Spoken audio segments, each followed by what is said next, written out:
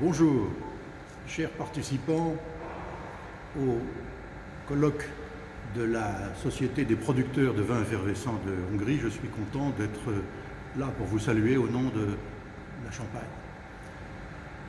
Je sais que vous allez travailler sur le thème terroir versus technologie. Ce sont deux sujets passionnants et complémentaires. En ce qui concerne la technologie, aujourd'hui, tout ce qui concerne la méthode champenoise est largement connu. Ce qui est important pour vous, c'est de vous définir des règles.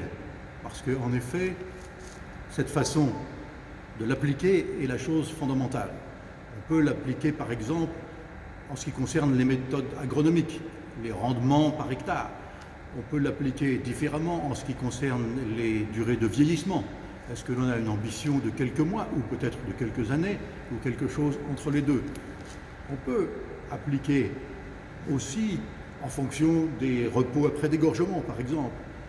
Toutes ces questions techniques, technologiques, sont des questions passionnantes et en ce qui concerne le futur de votre région en tant que producteur, c'est le niveau d'ambition qualitative que vous allez définir comme un socle commun qui sera fondamental pour votre positionnement qualitatif dans le futur.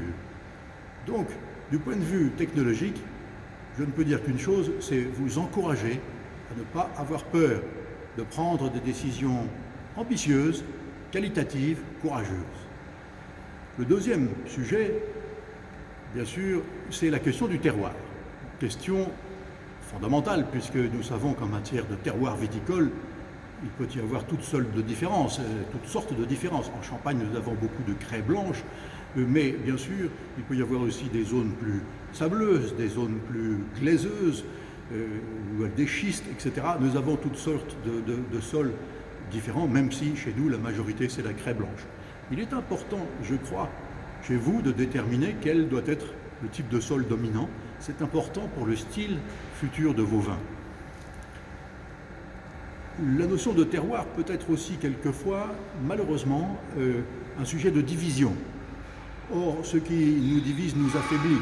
Il me semble, au contraire, que votre intérêt, c'est d'essayer de trouver votre socle commun pour pouvoir ensuite créer une image commune dont tout le monde bénéficiera.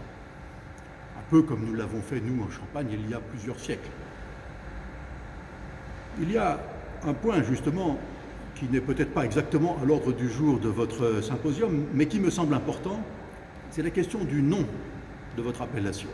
En effet, est-ce que vous allez avoir un seul nom ou est-ce que vous allez avoir plusieurs noms? Si vous vous mettez d'accord sur un nom global pour vous tous, l'investissement sera plus facile, parce que ensemble, on est plus fort. Bien sûr, il existe encore, notamment les États-Unis d'Amérique, principal pays qui ne respecte pas les indications géographiques. C'est un drame, parce que une fois que vous aurez fait un nom bien connu, bien respecté, eh bien, eux, ils vont vous le voler. C'est le risque. Donc, il faudra continuer d'investir pour le protéger. Mais, comme nous disons quelquefois en français, ça s'appelle la rançon du succès, et d'une certaine façon, c'est tout le mal que je vous souhaite.